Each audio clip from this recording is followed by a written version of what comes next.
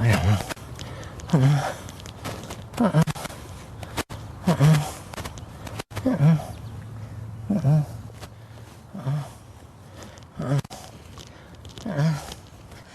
When he first started to change, I didn't notice it. I was just baffled until I had a diagnosis. It was so odd. You just keep thinking something's wrong, you know, but what is it? It's kind of like a bomb hit our family and we blew up. I'm going through all sorts of tests and exams to make sure that I'm still 100% me. Mm-hmm. And how do you feel like you're doing? I feel like I'm doing fine. He will go outside and sit on the ground for 2 hours and kill ants. And he lets them crawl up on his hand, and then he picks them off and puts them in a bucket and counts them. And he keeps track of it, and he'll come in and write down that he's killed 985 ants today.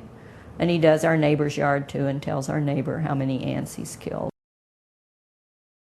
He would bike to work and change in his cubicle, you know, not the bathroom.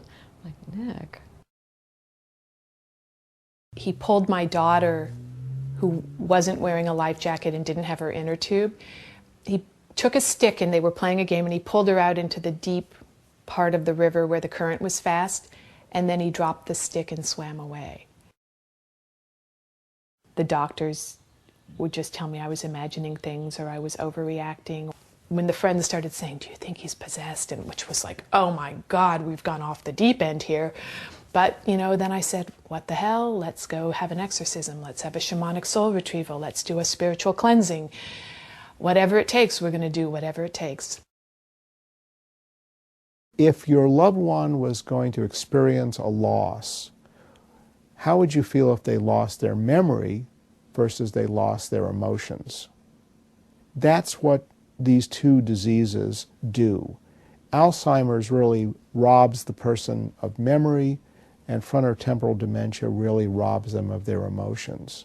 FTD, which some people call frontotemporal dementia, and a lot of people call it frontotemporal lobar degeneration, is a disease that's been around for over 100 years. This disease was beautifully described even before Alzheimer's disease. So it was described by Arnold Pick, a Czech neurologist, pathologist in 1892. It was once thought an uncommon disorder, but we're realizing now that in people in middle age, it's probably the second leading cause of dementia, in line with the prevalence of Alzheimer's disease.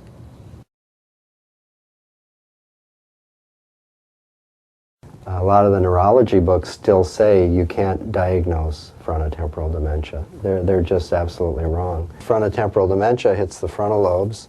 Alzheimer's disease tends to hit the posterior parts of the brain. If you were going to describe function of this part of the brain, we would call it part of the brain that's critical for emotions, for behavior and emotions.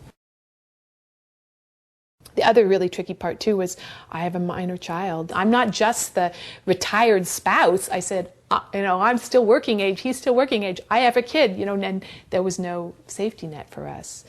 When there was a huge conflict of interest about well-being, like what was good for my husband versus what was good for my daughter, and I came to the place where he's dying and she's growing and developing, and finally the balance tipped in her favor. And, you know, he has to go into a nursing home. FTD isn't a disease anybody really wants to take. I mean, a lot of them just flat out said, we won't take a frontotemporal dementia patient. They're used to Alzheimer's and they're picturing timid little old ladies that they can handle. He's young. He's only 49 right now, and that's really young in the nursing home world. He's physically still essentially physically able and strong and fit. She said, I think he's a little beyond what they want to deal with.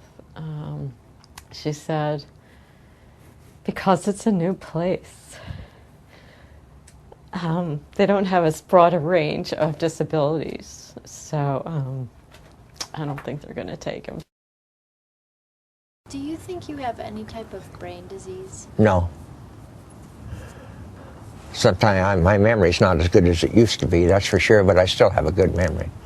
Right. People think of dementia as a memory impairment, so they're familiar with forgetfulness, repetitive questions, maybe getting lost, misplacing personal items, and thinking that means a dementia. And people aren't so used to thinking of a behavioral or emotional change as being part of a dementing disorder. The closeness that I had with Bob is gone, so I really don't get that from anyone anymore. I mean, it's like you're alone, but yet someone's there, and sometimes at night when you're laying in bed you think, he's here, but he's not. But when he's not here, for sure, it's going to be very lonely.